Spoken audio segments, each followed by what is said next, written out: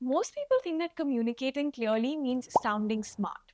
It's not. It's about making people feel safe when they're around you. Safe enough to listen, safe enough to believe you. If you can master this one skill to communicate your thoughts with clarity and confidence, you will outshine 99% of people in business, in leadership, and in life. Now, I wasn't always good at communicating, especially on camera.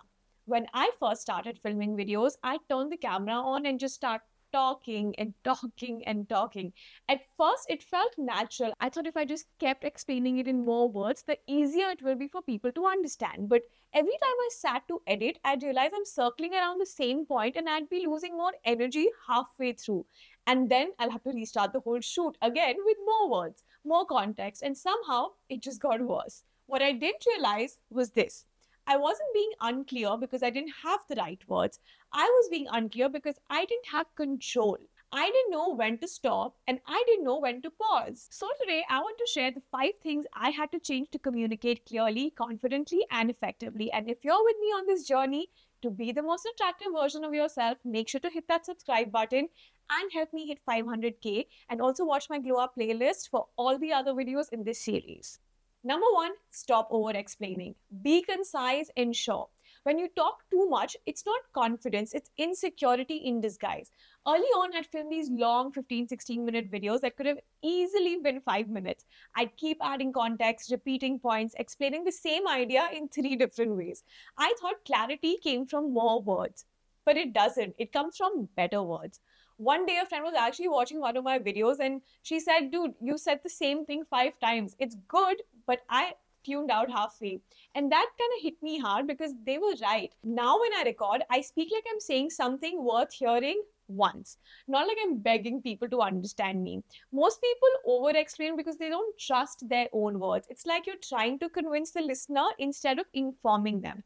If someone didn't immediately get what you're saying, don't panic and start layering more and more words because by the end of it, even you will forget what your main point was. So just remember this, clarity doesn't come from saying more, it comes from believing that what you already said was enough. Now, before you speak, ask yourself, what is that one point I need them to understand? Then say that and just stop. Number two, stop fidgeting. Be grounded. When I first started creating videos, I didn't realize how much my body was distracting from my message. I'd watch my early videos and my hands were flying everywhere and my shoulders were always like so tense. And that's when I learned something. Your body is communicating to people long before your words even do that. If you're constantly fidgeting, touching your hair, tapping, or shifting, what people see isn't your message, it's your nervous energy. They tune out to what you're saying and start reading how uncomfortable you are. Grounding your body grounds your mind and makes you feel confident.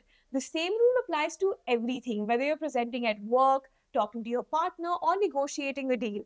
Stillness signals certainty. So, next time you talk, whether it's to a camera or to a person, slow your movements by 50%.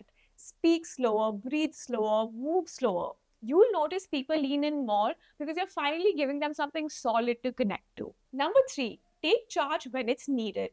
Here's the truth, if you're always asking for permission to speak, people will stop listening. But when you speak like you deserve to be heard, people will pay attention, not because you're loud, but because you are certain.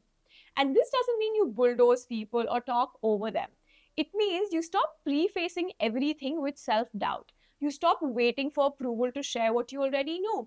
I used to soften my message before people even had a chance to hear it. For example, saying things like, "I don't know if this makes sense, but blah, blah, blah." Or something like, "This might sound stupid, but hear me out." So saying things like this just softens the message, which is not required. The truth is, most people don't struggle to be heard because they lack words. They struggle because they haven't claimed their space to talk. So, cut the weak language from your vocabulary. No more maybe, I think, kinda, but, as, all of that. Say, "This is what I believe," or "Here's what works." Because clarity doesn't ask, it states. Number four, stop performing and start connecting. One of the biggest communication mistakes people make is trying to sound impressive instead of trying to be understood. We perform instead of connection. We want to sound smart, articulate well, be confident, so we start talking at people and not to them. I used to do this a lot in real life. In meetings, I'd over polish every sentence. In social settings, I'd say what sounded right instead of what I actually felt. I thought if I sounded perfect, people would take me seriously. But what actually happened? People found me hard to read, distant, polished, but not relatable. And my comments on my videos from my own subscribers often reflected that. So here's what I can tell you I learned. People don't connect with perfect, they connect with present. When you drop the act, when you stop trying to impress, people finally hear you because you sound like a person again, not a presentation. And that applies everywhere, at work, in relationships, with your kids, with your team members. You feel more relaxed and authentic. Your energy becomes easier to trust. And people open up more because they can feel your sincerity. Number five, master your pace and presence. Most people don't struggle with what to say, but they struggle with how they say it. They speak too fast when they're nervous, or too softly when they're unsure, or too loud when they're trying to prove a point. The problem isn't vocabulary, it's the rhythm and the pace. And here's what I have learned: the pace of your communication sets the emotional tone for everyone around you. If you rush, people feel rushed. If you're frantic, people will feel tense. But when you slow down, when your tone is measured and your energy is calm, people instinctively relax. I was having a conversation once, just a simple discussion with someone I care about. We disagreed on something small, but I could feel myself speeding up, my tone sharper, my words faster, trying to make my point before they even finished theirs. And halfway through, I realized I wasn't trying to be clear right now. I was trying to win. So I stopped. I took a breath, stepped back, I let them finish. And when I spoke again, slower, calmer, everything changed. The same words, but a completely different impact I had on him. Because clarity isn't just about content, it's about control. Here's a simple exercise: next time you talk, whether it's a meeting, a voice note, or a simple conversation, intentionally slow your pace by 20%. Notice how your words start landing differently. Honestly, just remember that communicating clearly isn't about talking more, it's about talking better. Be concise, be grounded, be decisive, be courageous, be consistent. That's how you communicate your thoughts better than 99% of people, because clarity isn't a skill, it's a signal. It tells the world you know exactly who you are.